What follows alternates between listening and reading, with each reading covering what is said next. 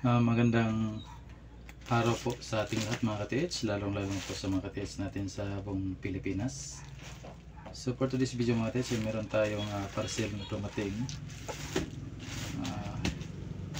So bubuksan na natin to mga ka-TH bago pong lahat. So shoutout sa mga ka-TH natin sa buong Pilipinas, especially dyan sa may Davao de Oro kay Bro Nante. So shoutout sa iyo bro kay sa may Bukidnon kay Bro Rodel Detectorist. So ito na mga ka-TH, simulan natin buksan para malaman kung anong laman ito.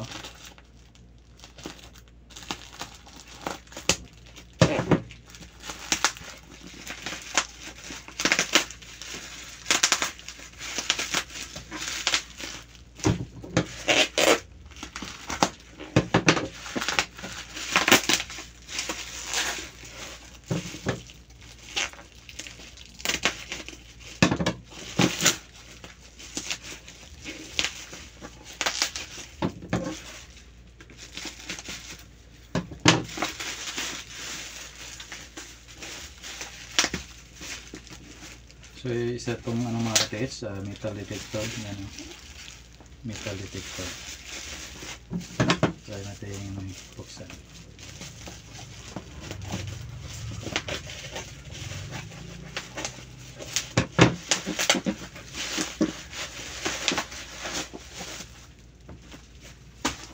So yan mga ka-TH, ito na yung ano natin, laman ng ating parcel.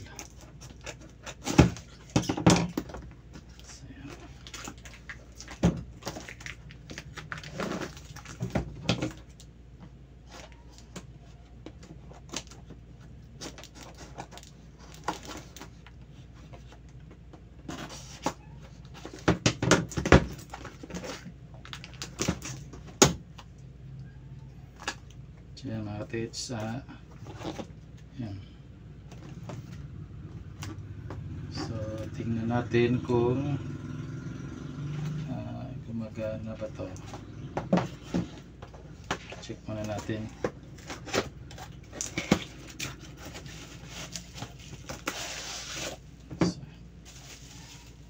So ito na yan mga ka-TH, yung laman. Yan.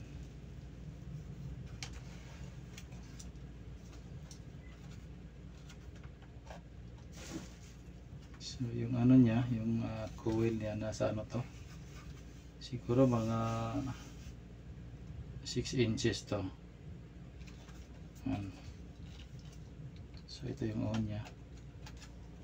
Tapos yung ano pala nito, nasa 9 volts yung supply niya. Tapos meron tayong 9 volts dito. Try natin gumagana ba.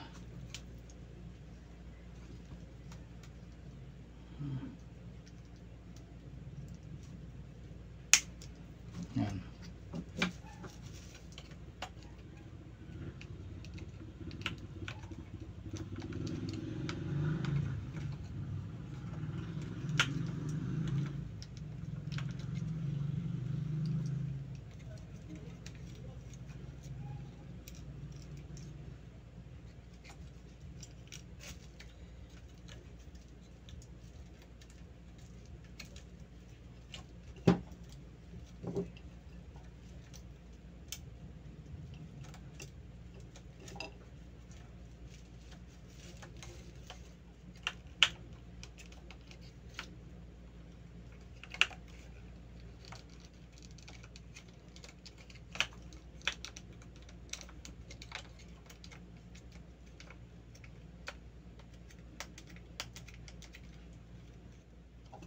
So yan,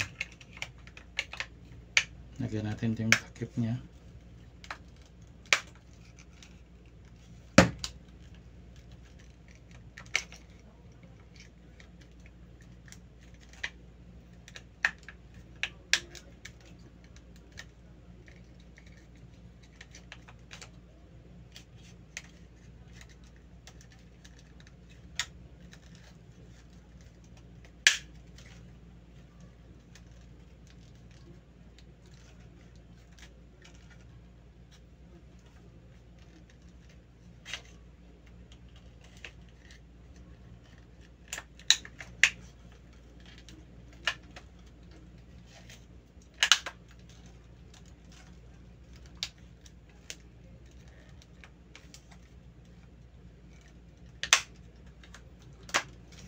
Yun. Na ano man, naipit pala yung ano, sabitan. Yun. So gumagana mga ka-TH. Try natin sa ano, sa bahay ito. Yeah. Try natin sa medyo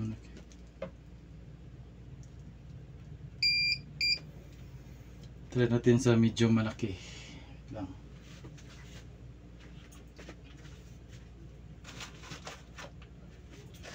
Ito. Try natin ito.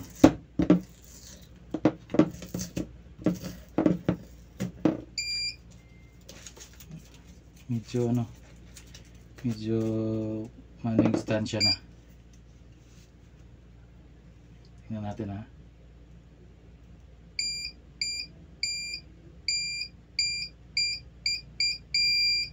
So kailangan sa'yo ganun.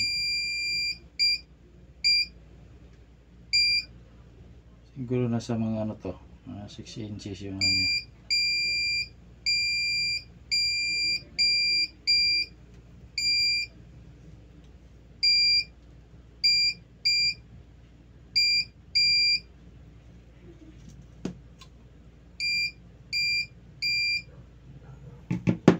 Yan, gumagana naman.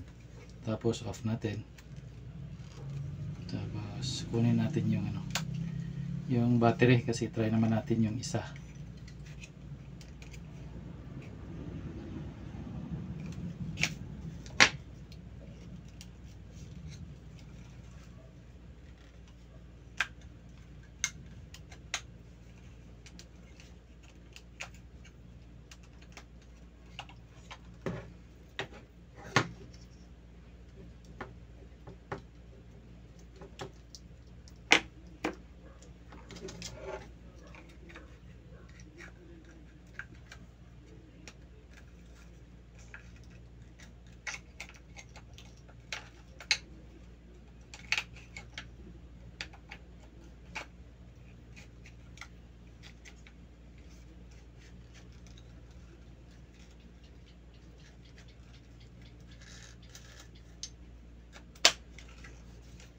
Yan, nagagano lang siya. Yan. So, try naman natin yung isa.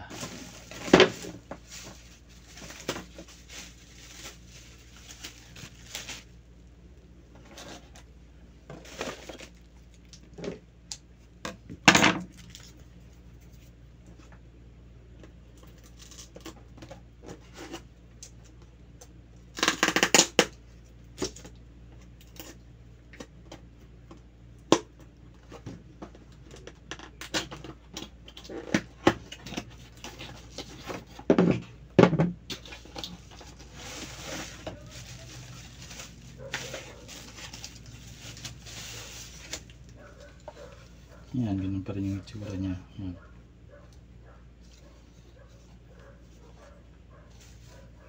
So, try natin yung ano niya. Yung battery din. Yan.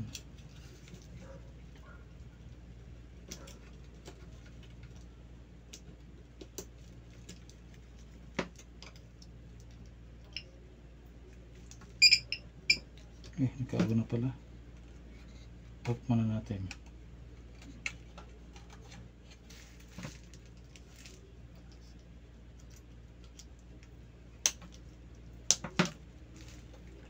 So yan.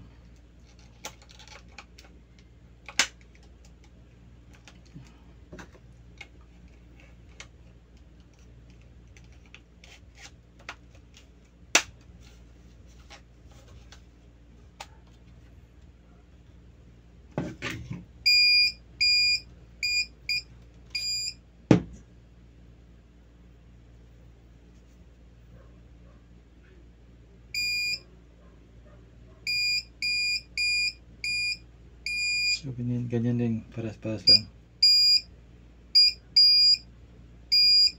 So mas malalim to kaysa ano doon sa pinpointer. Okay. So inulit ko mga katets, ito ay isang ano, aning DM300 4A metal detector. Yan, oh.